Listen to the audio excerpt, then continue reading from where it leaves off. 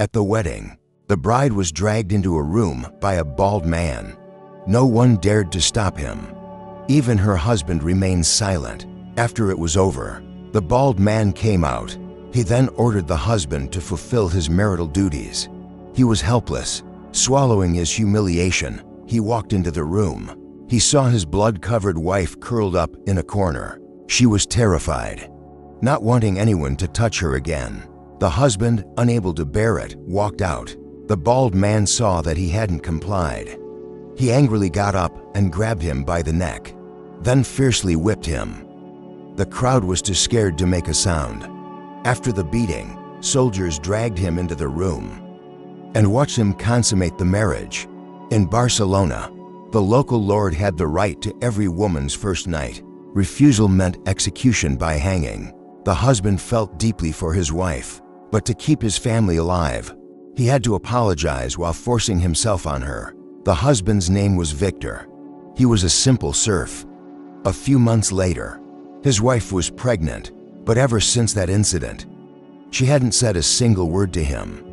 Victor stared blankly into the distance, but even so, life had to go on. He prepared a crib for their unborn child, but his wife still refused to acknowledge him. Soon, she gave birth to a baby boy. Seeing a birthmark on the child's face, Victor finally smiled. He happily told his wife that this was their child, but she only glanced back for a moment. Victor named the boy Arnau. He thought they could finally live in peace, but disaster struck again. Soldiers arrived and took his wife and child. Victor tried desperately to stop them, but was powerless to fight back. He could only watch as they were taken away. He went to the city to find his family. After asking around, Victor found a friend who worked for the Lord. This line is a continuation of the previous one. With his help, he found his son Arnau. The friend told him his wife was forced to nurse the Lord's son. Whenever she returned to feed her own baby, soldiers would be waiting to assault her. Victor tried to take his son, but his friend quickly stopped him. He pushed him away, accidentally killing him. Victor knew he was in grave danger. He went home, quickly packed a bag, and fled for his life. When the Lord found out, he sent soldiers after him. Finding Victor's house empty, they burned it to the ground. Then they released hounds into the forest to track him.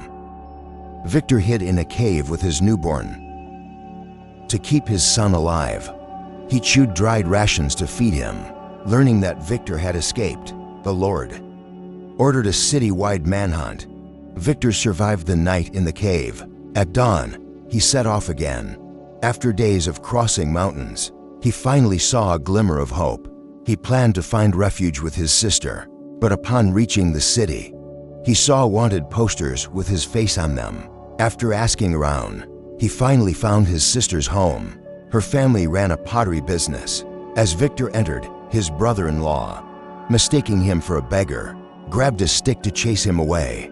Luckily, his sister stopped him. Seeing her distraught brother, she took the baby and gave him to a maid.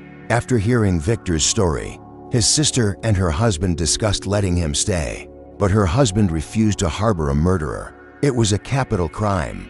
He wanted to give Victor money to leave, but his sister argued that if they hid him for 1 year, he could become a free citizen. She reminded him that Victor had given up his inheritance to provide her dowry, which allowed her husband to build his business. Finally, he reluctantly agreed. Though Victor was allowed to stay, he was treated no better than a slave. He lived in a flea-infested cellar, eating scraps worse than pig feed. His son was cared for by a maid, and he could only see him twice a week. Here, the slightest mistake earned him a beating, but for his son's sake, he endured it all. Victor was a fast learner and soon earned his brother-in-law's approval. However, he received no pay for his work. A year went by. His sister told Victor that he was now a free citizen. But whether citizen or slave, a murderer, if caught, would face the same punishment. Looking at his son, who was just learning to walk, Victor chose to stay. The year is now 1329. Arnau is now 10 years old. But his uncle's family never treated him as their own. He forbade Arnau from calling him uncle. Even his cousin, Mary, constantly bullied him. One night, Mary convinced Arnau and her younger brother to go to the beach. The three ran along the shore, shouting playfully. The noise alerted the sailors on night watch. They quickly hid behind a boat. Arnau insisted they should go home, but Mary told them to hide in the water until the sailors left.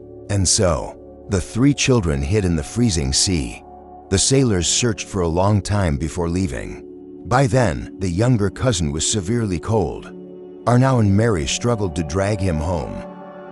But once they arrived, Mary immediately blamed Arnau for the idea. Her father furiously ordered Arnau to get out. They tried to warm the young boy in hot water, but it was too late. After the boy's funeral, the uncle began his revenge on Victor. When Arnau fell gravely ill, he refused to call a doctor. Victor could only watch helplessly as his son died. At the funeral, Victor's sister cried inconsolably. Victor suppressed his boiling rage. After the service, he had his brother-in-law gather everyone and pulled a horsewhip from a cabinet. He blamed the child's death on the nanny's negligence. He ordered her to be stripped and hung up, then viciously whipped her. A terrified Arnau hid in Victor's arms, but his uncle forced him to watch the consequences. He continued the brutal beating.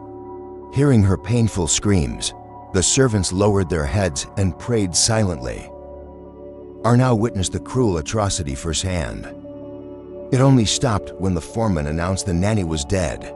As a warning to the others, he ordered the blood to be left on the floor.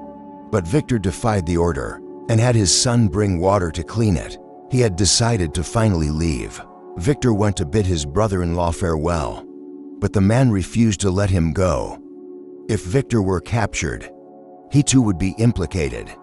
He claimed Victor had no skills to support Arnau, but promised to start paying him a wage for his son. Victor reluctantly agreed to stay. After that day, Arnau no longer played with Mary. Instead, he watched them from high up in a tree. And in that tree was another boy. His name was Joan. Like Arnau, he was a boy who knew hardship. After Joan's mother gave birth, she was locked away. His father abandoned him. He could only stand outside her window, calling for his mom. In response, a frail hand would reach out. It was the only way they could ever meet. By law, any unfaithful woman was to be imprisoned by her husband until she died. Even so, Arnau was envious of Joan because he had never known his own mother. That night, Arnau asked his father about her. Victor said she died during childbirth. For children who lose their mothers, he said, God gives them another one. The Virgin Mary, she hears your prayers and loves you more than any mother could. The next day, Arnau and Joan went to the church to pray.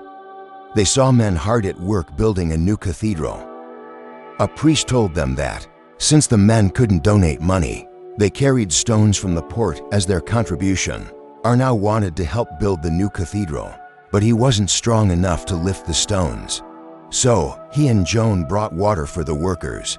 And so, two lonely boys became the closest of friends. However, tragedy struck once again. The foreman informed Victor that his sister had passed away.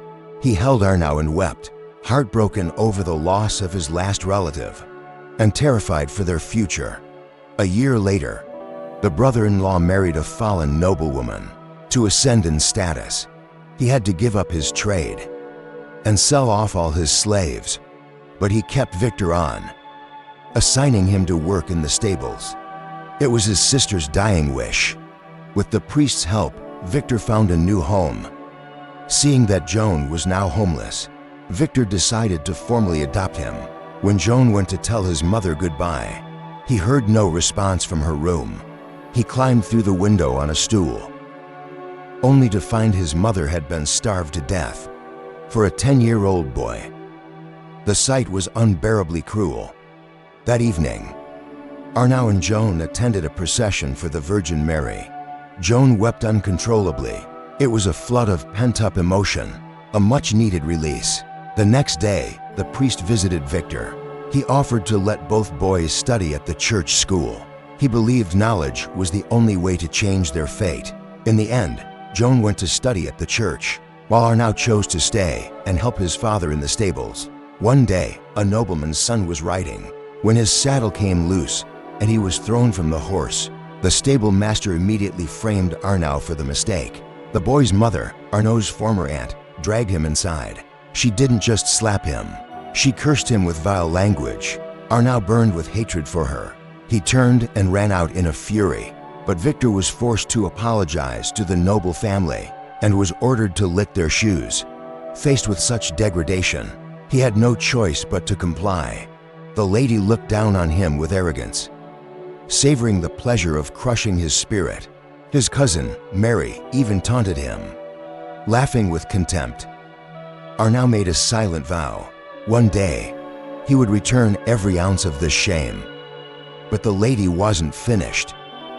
She ordered every stable in the city not to hire Victor. A year later, a natural disaster destroyed the crops.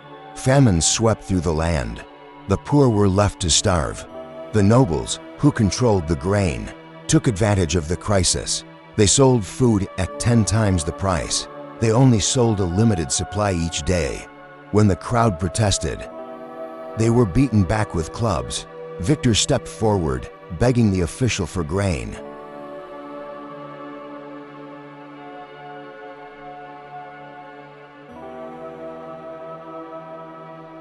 He turned his head and saw her, his former mistress.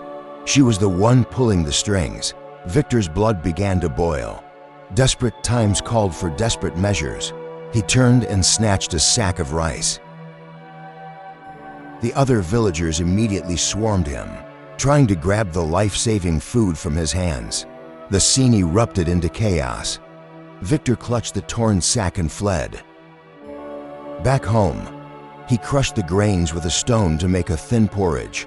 He then gave all their worldly possessions to Arnau. Arnau tried to comfort him, saying God would provide. That night, Victor sharpened a dagger. He had decided to do something drastic. At dawn, he stood in the crowd, a heavy stone in his hand. Seeing a guard strike a civilian, he seized the moment and charged. He brought the stone down hard on the guard's head. The crowd surged past him into the granary, grabbing sacks of grain and running. But they didn't get far. Reinforcements arrived and blocked their escape. Everyone dropped the grain. The people immediately fought back. Using their numbers, they drove the soldiers away. The crowd quickly organized, marching on the palace and demanding their rights. But they were soon heavily surrounded.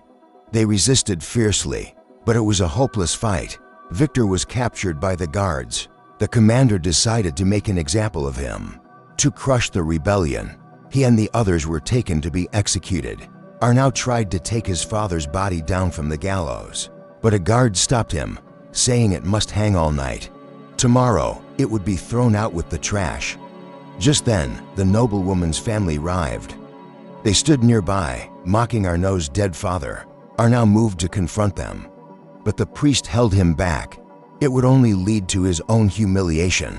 The priest told him that what mattered most now was to stay alive.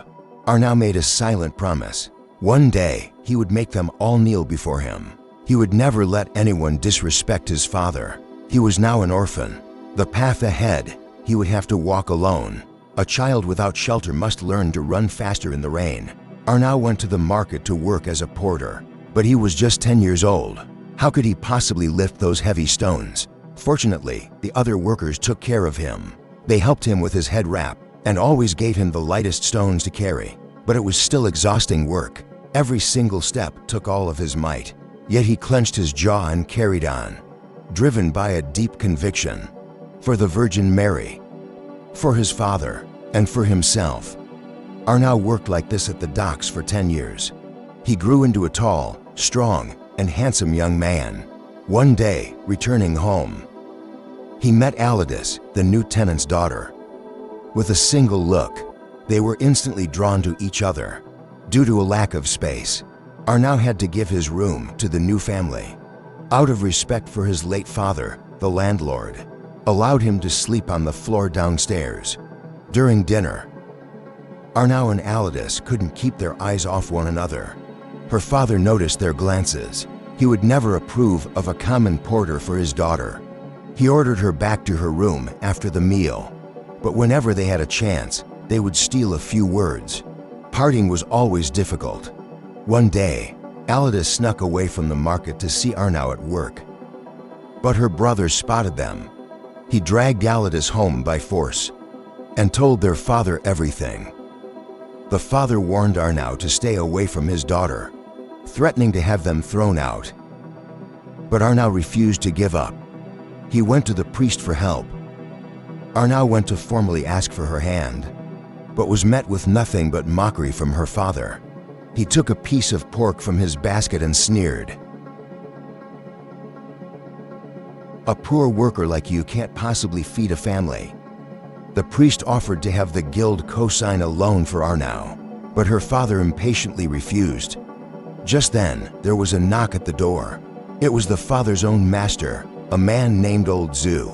The father's demeanor instantly changed. He offered his daughter's hand in marriage to the old man, simply because he could afford pork.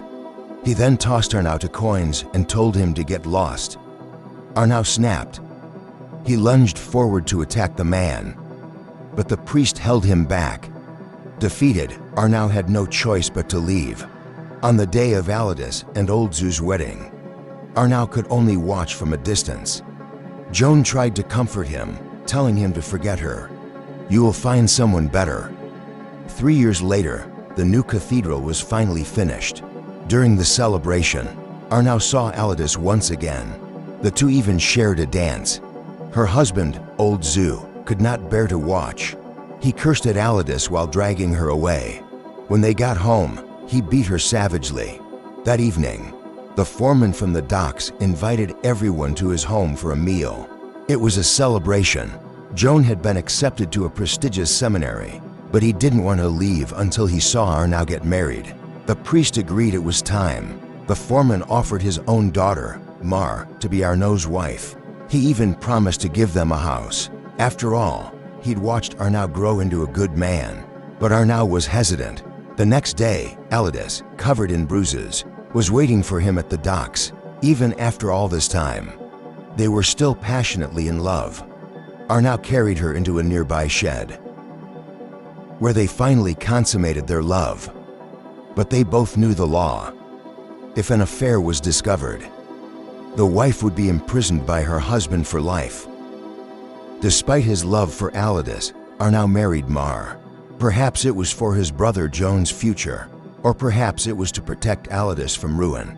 He stopped going to their meeting spot by the sea, but Alidus continued to wait for him there. She waited a long time, but he never came. One day, while Mar was out, Alidus ran to Arnau's home, begging him to run away with her, threatening to expose their affair to everyone.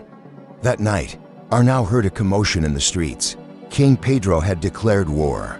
Scores of peasants, seeing a chance to change their fortunes, volunteered to enlist.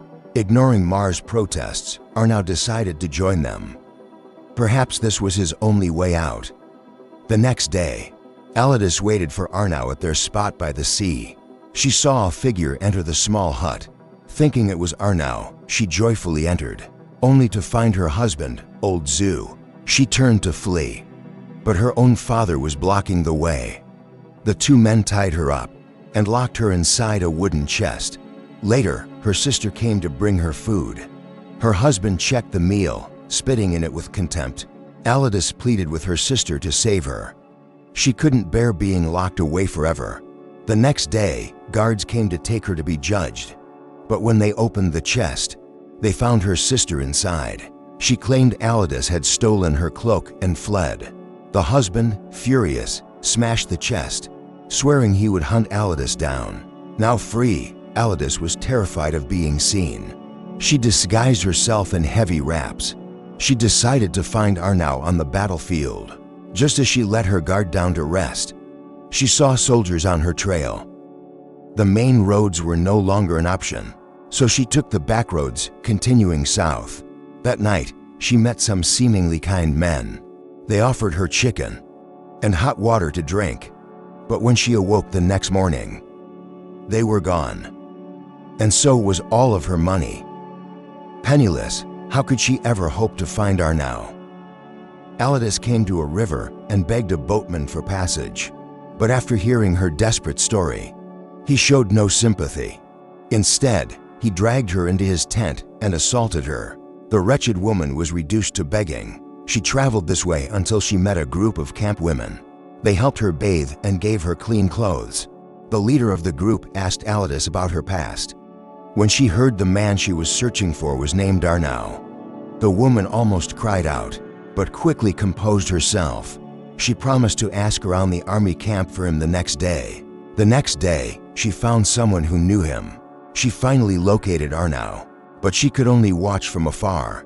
From a nearby soldier, she learned the truth. Arnau, the king's guard, was married to a woman named Mar. The woman felt Alidus had deceived her. When she returned, she struck Alidus in anger. Alidus confessed they had been intimate before he was married. She swore she'd always see him as her true husband. Hearing this, the woman shared her own past. She once had a child, also named Arnau, but he was taken from her. She had searched for years but never found him. The memory still brought tears to her eyes. She was Arnau's long-lost mother, but she couldn't bring herself to face him. So, she told Alidus a lie, that Arnau was dead.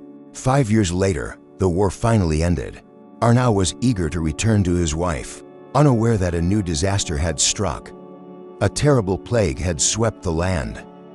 Cloth-wrapped bodies were piled high in the streets. Penitents whipped themselves, begging for forgiveness. In the face of the plague, humanity seemed utterly powerless. Seeing the horror, Arnau thought of his wife.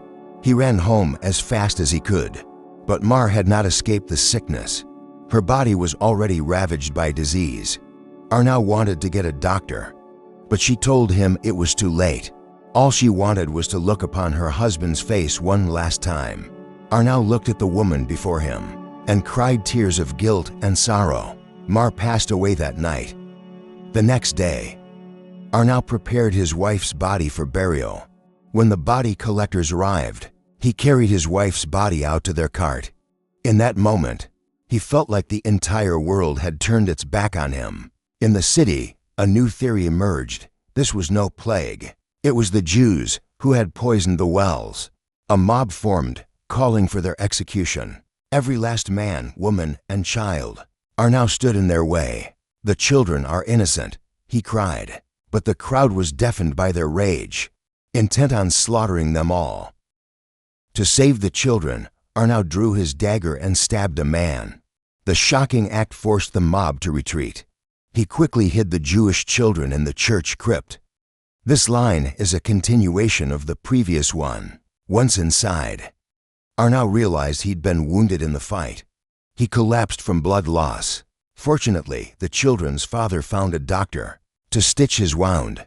A few days later, the city declared the plague had ended. Arnau, too, had mostly recovered. He learned the children's father was named Hasdai, the wealthiest merchant in the city. Even the nobles were in his debt. Once healed, Arnau went to say his goodbyes. But the merchant wouldn't let him leave. He insisted on repaying Arnau for his life-saving deed, offering him anything from gold to a title of nobility. He could grant him anything, but Arnau was not interested in titles or gold. He only wanted to become a money changer. Hasdai agreed and assigned his most trusted expert to teach Arnau the complexities of finance. Arnau accepted with gratitude. Under this new mentorship, his business flourished. Chronological jump in original script. Eleonore was furious at the arrangement. She believed Arnau, a commoner, was completely unworthy of her, but she was harshly overruled by the king. In time, Arnau's success grew. His business became incredibly prosperous. He became the wealthiest merchant in Barcelona. He even provided a massive loan to the king to fund the military. To repay this debt, the king not only made Arnau a baron, but also married him to his royal ward, Eleonore. It was a royal command Arnau could not refuse, and this very marriage would once again change the course of his destiny. It was a political transaction, devoid of any affection. A loveless marriage, destined to be a battlefield. His brother Joan, now a priest, officiated the ceremony. The bride, Eleanor, had cried her eyes out. Her heart already belonged to another man, but Arnau knew full well how she felt. After the wedding, they returned to his new feudal lands. There, Arnau assembled the local peasants. He abolished the lord's right to inherit his serf's property, and the cruel tradition of the first night. Finally, he declared them all to be free. The peasants erupted in celebration, but his actions drew the ire of the nobility. He had not only threatened their power, he had also earned the hatred of his wife, Eleanor. She despised the former serf she was forced to marry. Because of this shameful union, she felt she could never hold her head high in society. And so, a devious plan began to form. She consulted with a lawyer. If her husband were to die, how much of his fortune would she inherit? The lawyer explained that without an heir, she would only control the estate for 1 year. After that, it would all be given to the church. A single year was not good enough for Eleanor. When she returned home, she told Arnau it was time for them to have a child. But their marriage was a sham. They had not shared a bed since the wedding. He flatly refused her. Eleanor was furious.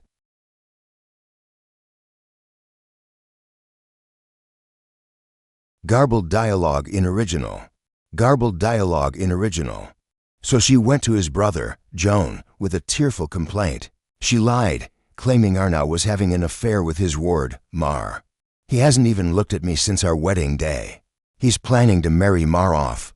She begged Joan to help her save their marriage. Feeling bound by the vows he'd administered, Joan agreed. He had no idea that he was becoming a pawn in a wicked scheme. Eleanor hired a man to kidnap her husband's ward, Mar, and assault her. The man was terrified, saying it was a capital crime. But Eleanor told him not to worry. There was a loophole in the law.